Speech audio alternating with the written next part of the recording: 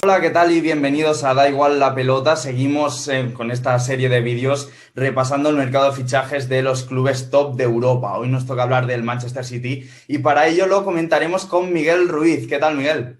Muy buenas, John. Un placer estar contigo para comentar, bueno, lo que va a ser la temporada de un Manchester City que, por cierto, para los que ya me conocen, que soy un poquito vintajero, pues os traigo esta camisetita. Que voy a dejar por aquí para decorar un poco, bueno, es de un Manchester City ochentero, otros tiempos, otros momentos, pero que ahora yo creo que toca evocar también. Sí, claro que toca evocar para hablar de la realidad ahora mismo del City con esa camiseta de fondo súper bonita que nos deja Miguel. Y nada, Manchester City que viene de una temporada en la que ha estado luchando en la liga contra un competidor pues feroz, el que ha tenido, digamos, que le ha impedido hacer ese pleno de victorias, y luego en la Champions pues ya sabemos todo lo que pasó, ¿no? Al final es un equipo que parecía difícil que jugara mejor en el tramo final de la temporada y iba un equipo rodado, se encontró un Real Madrid que le puso las cosas difíciles, pero al final sí que consiguió ese objetivo de la Liga, Miguel. Sí, bueno, al final creo que el Manchester City, uno de los problemas, uno de los hándicaps que tiene cada temporada, sobre todo, es la exigencia, ¿no? Que se puede autoimponer y que le ponen también, ¿no? Yo creo que al final es un equipo que tiene prácticamente infinitos recursos, que tiene una plantilla probablemente de las más caras del mundo, si no la que más, un equipo que tiene esos recursos, esos mimbres, un entrenador con esa esencia de proyecto que siempre tiene Pep Guardiola, con una idea muy clara y pudiendo apostar por las piezas más favorables para esa idea, yo creo que al final, si algo tiene, si tiene un obstáculo que tiene que salvar, precisamente es la exigencia, ¿no? Y en una temporada como la 2021-2022, en la que a prácticamente cualquier equipo del mundo lo tacharíamos de éxito absoluto y rotundo, con el Manchester City y los recursos y la plantilla que tenía, obviamente nos sabe un poco a poco, ¿no? Porque probablemente hubiéramos apostado por un Manchester City luchando hasta el final en la Champions League, probablemente hubiéramos apostado por un Manchester City ganándolo absolutamente todo en Inglaterra. Al final es un poco lo que pasa, ¿no? Que esa exigencia y sobre todo esas expectativas con respecto a lo que suelen ser sus mercados, pues también le capacitan para que la caída sea algo más fuerte. Claro, al final la liga pues es una competición más regular, basada en el día a día, y en cambio la Champions sabemos que es una competición mucho más caótica y vemos que Guardiola últimamente la Champions es algo que se le está resintiendo. ¿Qué relación crees que tiene Guardiola con el caos? Bueno, el tema es que Guardiola es un entrenador que maneja muy bien el día a día, estudia muy bien los partidos que tiene cada semana, es un técnico muy metódico, que conoce muy bien sus rivales, ha cogido cierto impulso en el fútbol nacional precisamente por ese conocimiento, tanto de sus virtudes y defectos como también de los equipos que tiene cada semana, tanto en casa como fuera. Da la sensación de que en ese ambiente se ha logrado asentar, ha logrado tener un momento, yo creo que bastante bueno a nivel nacional. Yo creo que el City no puede tener nada que reprochar a Guardiola. Y creo que a nivel internacional las temporadas son muy buenas, ¿no? Estamos hablando de un equipo que prácticamente antes de la llegada de Pep Guardiola estaba desaparecido de los torneos internacionales. Era un equipo ya no solo en la última etapa, sino en el tiempo glorioso de este Manchester City en la historia, no había rozado siquiera las competiciones europeas. Por lo tanto, estamos hablando de que ha construido alrededor de este Manchester City una aureola competitiva en competiciones europeas que, a pesar de todo y a pesar de esta capacidad de trabajo y esta capacidad competitiva, pues siempre interviene la suerte. Y lo cierto es que cuando se te pone un equipo por delante tan fuerte como puede ser el Real Madrid, como puede ser un Bayern de Múnich, como puede ser el propio Liverpool, al final la suerte interviene y el que menos fallos tiene muchas veces es el que se lleva la victoria. Y en este caso creo que el Real Madrid en la eliminatoria contra el Manchester City no solo tuvo menos fallos, sino que supo aprovechar muy bien las cosas que hacía excelentemente. Sí, al final podríamos decir que un plan un poco de mínimos, de saber lo que haces bien y quizás lo que te puede limitar, pues te centras en esas 4 cosas que sabes hacer. Y con eso, y la verdad que intervino la suerte, tampoco podemos dejar ese factor de lado, pudo con este Manchester City. Este City que ha aprendido, esperemos, de los errores pocos que cometió en la temporada pasada, pero que le costaron pues no poder cerrar esa temporada perfecta con Premier y Champions que andaba buscando Guardiola, y para eso ya está haciendo retoques a la plantilla, que si ya era buena, lo de este año va a ser un escándalo. Antes de empezar a hablar de las altas, que hay algunos nombres muy interesantes, en concreto un rubito, Miguel, que parece que va a poner la Premier patas arriba. Empezamos hablando de las bajas y, bueno, las que se han producido hasta este momento, más allá de las que puedan acabar realizándose en este mercado de fichajes, son las de Sterling, que se va a marchar al Chelsea por unos 56 millones de euros, movimiento interesante. También el de Gabriel Jesús al Arsenal por unos 52, luego Zinchenko, que se va a marchar también al Arsenal por unos 35, Pedro Porro al Sporting por unos 8, Stephen que vuelve de la cesión, y luego el tema de Fernandinho, pues que ya termina contrato después de, bueno, pues meterse en histórico del Manchester City. Al final ves las ventas que ha habido y sí que es cierto que el nivel que tiene la plantilla del City pues se puede permitir prescindir de jugadorazos como estos que hemos comentado, pero ¿no tienes la sensación de que este año como que el City ha vendido muy bien? O sea, que ha sabido sacar mucho dinero de esos jugadores que tenían rotación y que estaban que son jugadores de mucha calidad, pero que no estaban del todo asentados en la plantilla, y que en cambio les ha sacado muchísimo dinero. ¿No tienes la sensación de que ha sido muy bueno el verano del City en ese sentido? Sí, es posible que sea así. Estoy de acuerdo con que de alguna manera nunca habíamos visto al City vender tanto y vender tan bien, Claro, ¿no? por eso te preguntaba. Jugadores que normalmente cuando salían del City tenían un destino, no voy a decir mediocre, porque en el fondo sería un poco faltar a la realidad, ¿no? Pero sí que de alguna manera bajaban un escalón competitivo de forma bastante clara, ¿no? Lo que vemos esta temporada es que yo creo que los dos ejemplos más claros, uno es Gabriel Jesús, que además llega a un Arsenal en el que creo que encaja muy bien, que de hecho está teniendo muy buen rendimiento en pretemporada, que está haciendo las cosas muy bien.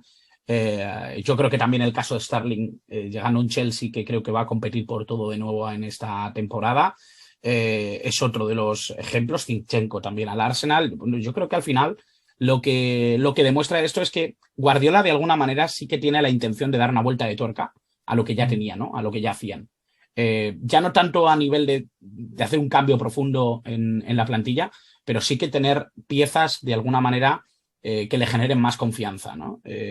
No sé si a lo mejor el año pasado ya intentó hacerlo y no hubo tanta suerte, pero creo que ha coincidido un poco que todo ha encajado un poco mejor en el puzzle del Manchester City, en su planificación. Creo que la llegada de Haaland obviamente es un catalizador de todo lo que estamos hablando.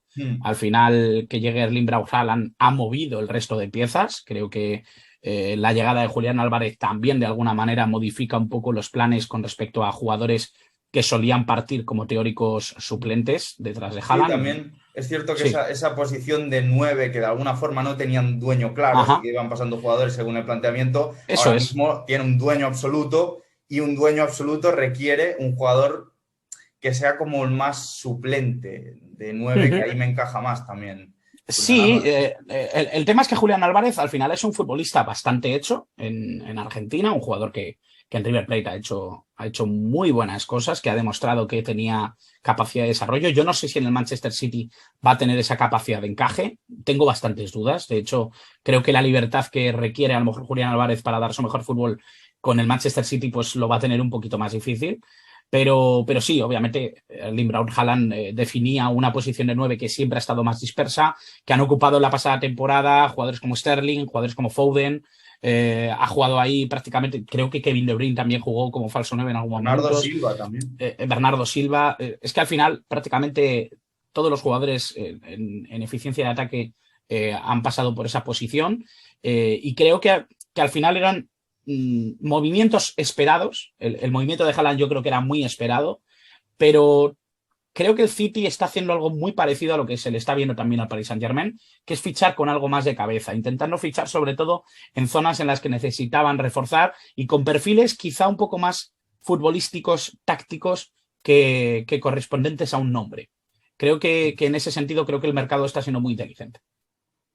Pues si decías que el mercado era inteligente en las bajas, bueno, estoy de acuerdo que ha sido un mercado inteligente porque han podido sacar mucho dinero por futbolistas que parece que no iban a contar en esta nueva planificación de la plantilla para Guardiola. Y vamos a hablar de las altas, que también son muy interesantes, ¿eh? Nombres como el de Calvin Phillips, que viene desde el Leeds United por cerca de 50 millones. Bueno, luego Stefan Ortega para la posición de portero suplente. Y luego el tema este de Julián Álvarez también que comentábamos, que viene pues a hacer de esa figura de suplente de un hombre que también va a llegar al Manchester City, que lo hemos comentado ya, Erling Braut Haaland, para ocupar y hacerse ya dueño definitivo de esa posición de 9 que, como decías, andaba un poco dispersa. Si te parece, empezamos hablando de la primera que hemos dicho, Calvin Phillips. Yo creo que cuando hablabas de fichar perfiles, ¿no? Más perfiles tácticos más que nombres en concreto, creo que tenías este nombre en la cabeza, ¿no? ¿Me equivoco? Sí, bueno, es que al final Calvin Phillips es una figura bastante controvertida dentro del mapa táctico. Es cierto que con el Leeds United ha tenido un rol bastante definido como pivote, como eje del mediocampo, pero Calvin Phillips parte un poco de una posición quizá más retrasada, un jugador que puede ser central, que puede jugar incluso como lateral, un futbolista que se adapta bastante bien al componente táctico que va a manejar Guardiola, que incluso en algún amistoso, si no me equivoco, ha jugado como central derecho, y que creo que puede ser muy interesante para cómo encaje con Rodri, ¿no? Rodri yo creo que es el elemento bastante claro, ¿no? De jugar en medio campo como pivote, como eje del juego. Creo que Calvin Phillips lo que tiene que ser es un componente o un complemento a esa posición. Un futbolista que desde la base tenga capacidad para salir jugando con cierta claridad, para tener la capacidad para acompañar a Rodri en partidos un poquito más complejos y sobre todo ese desplazamiento en largo que tenía Calvin Phillips, que vimos tanto en el Leeds hacia los extremos, que creo que puede ser muy interesante en el contexto Manchester City. Claro, ¿crees que de alguna forma el movimiento de traer a Calvin Phillips, teniendo en cuenta que De Bruyne cada vez va cumpliendo años y, bueno, es una bestia física, lo sabemos, pero que va a ir perdiendo un poco de potencia, también intenta como liberarle un poco, tener un jugador que pueda jugar un poquito más cerca o incluso más retrasado que Rodri y de esa forma poder liberar también a esa tercera pieza que se incorpore en ese centro del campo como podría ser De Bruyne? Bueno, yo tengo dudas, principalmente porque de alguna manera yo creo que De Bruyne siempre ha jugado bastante liberado. Es cierto que cuando ha bajado a base de la jugada, más es por la propia forma de jugar de Kevin De Bruyne, que necesita muchas veces entrar en contacto con la creación de la jugada. Partir desde una posición de base e ir superando líneas, ir metiéndose un poco más en la frontal. Algo muy parecido, por ejemplo, a lo que le veíamos un poco más a menudo a Frenkie de Jong en el Ajax, ¿no? En la época de Ten Hag. Yo creo que son jugadores que en esa similitud quizás se le pueden sacar paralelismos. Yo creo que lo de Kevin De Bruyne puede ser un factor, sobre todo liberalizador, que dé un poquito más de vuelo a los interiores, que yo apostaría porque Foden va a volver al interior o va a apostar un poquito más por él en esta ocasión junto a Bernardo Silva. Veremos qué sucede, pero sí me da la sensación de que lo que va a hacer Calvin Phillips es dar un recurso a mayores a Rodri. Rodri muchas veces tenía problemas para manejar todo el eje cuando los equipos a lo mejor no se comportaban como esperaba el City. Y creo que Calvin Phillips va a ser un recurso para amasar más cantidad de campo, para aglutinar de alguna manera esa base de la jugada y de alguna manera ser un apoyo firme para Rodri, que es el teórico titular, obviamente. Pues ahí está el comentario sobre el fichaje de Calvin Phillips, desde luego interesante por el que se ha pagado una gran cantidad de dinero, como la mayoría de fichajes que hace este sitio, así que veremos si al final pues se paga con rendimiento también, ¿no? Por parte del inglés. Y luego está el tema de Haaland. ¿Por qué? O sea, ¿por qué Haaland?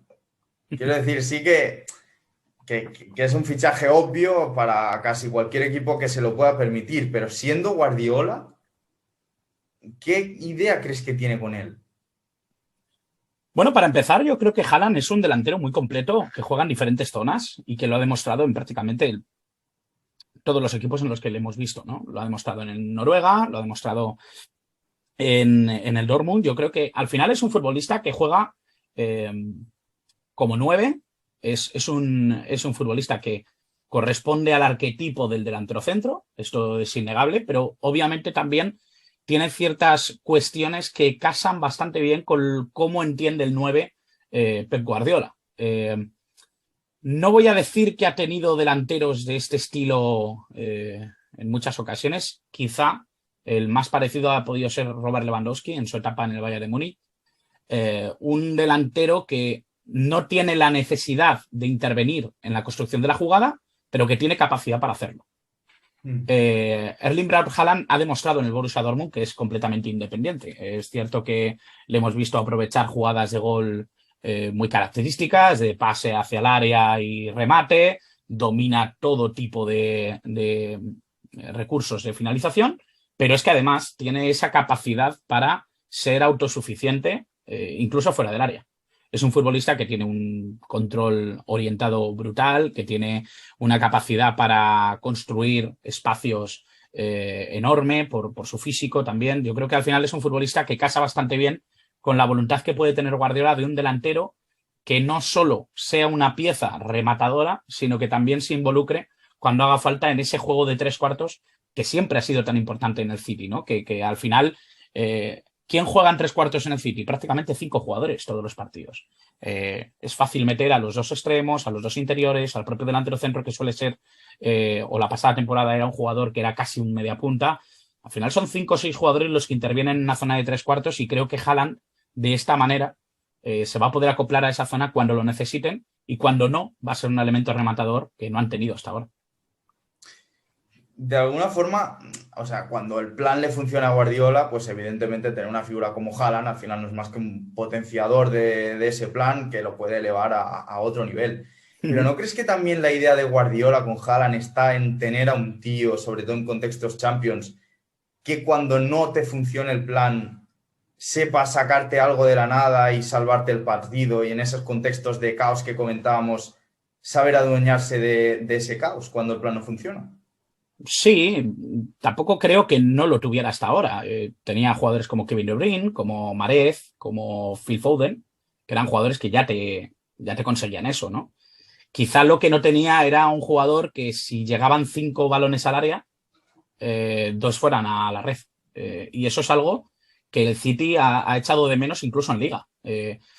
No sé ahora mismo estadísticas, no lo he mirado, no lo he consultado, pero probablemente si miramos las estadísticas del Manchester City a nivel de centros, a nivel de oportunidades de gol, se ve claramente que necesitan un jugador que tenga un perfil rematador mucho más completo que los que tenía. Gabriel Jesús era un gran elemento finalizador, por mucho que la gente se niegue, ¿no?, a ello. Lo que pasa que obviamente Gabriel Jesús se tenía que adaptar a un modelo de juego que no favorecía que fuera el 9 que él había sido, ¿no?, como futbolista o en su etapa, sobre todo en Brasil. Yo creo que la sensación es esa, ¿no? Haaland encaja perfectamente en el modelo. Se va a tener que adaptar a componentes tácticos, se va a tener que adaptar a sus nuevos compañeros, se va a tener que adaptar a la competitividad que tiene la Premier League y no tenía la Bundesliga, pero por supuesto va a tener de alguna manera un acople mucho más sencillo desde un punto de vista de su propio juego, ¿no? Y yo creo que ahí es cierto que va a tener un recurso más para poder soltar la pelota y esperar que algo pase, pero creo que Haaland es mucho más que eso. Me da la sensación de que es un elemento que encaja a la perfección en lo que necesita el City y a la vez creo que es un elemento que potencia de alguna manera la individualidad que ya tenía este equipo. Justo dices que potencia las individualidades, no me salía la palabra, que ya tiene en el equipo, y a mí me queda la duda de cómo crees que afecta el fichaje de Haaland a la función de los extremos de este Manchester City. ¿Qué crees que cambia un Haaland para un Foden que juegue ¿Cómo crees que afecta a un Grealish, a la posición de los extremos este fichaje? Bueno, yo creo que la posición de Foden cambiaría poco, realmente, porque es un jugador que yo creo que se puede adaptar bastante bien a 2 modelos de extremo bastante claro. Uno que quizá venga un poco más hacia adentro y otro que se pegue un poquito más a la banda. Creo que Foden está más cómodo en el que puede venirse para adentro con cierta libertad, siendo un poquito más media punta que extremo, pero a la vez sí que pienso que lo que va a hacer es potenciar los extremos, algo que es bastante idiosincrático del juego que ha desarrollado Guardiola en todos estos años. Es un entrenador que generalmente siempre ha utilizado extremos o que ha tenido esa tendencia por utilizar extremos, aunque luego, pues, casos particulares como el del Barcelona, ¿no? Con Messi, un jugador que prácticamente era un ácrata, que se movía por donde quería.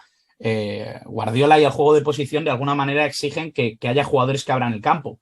En el caso de este City, generalmente esos han sido los laterales, pero en las últimas épocas, sobre todo en los últimos 2 años, los laterales vienen hacia el interior, por lo tanto necesitan extremos que marquen un poquito más ese espacio, y que yo creo que ya el año pasado se ha visto un poquito ese cambio, ¿no?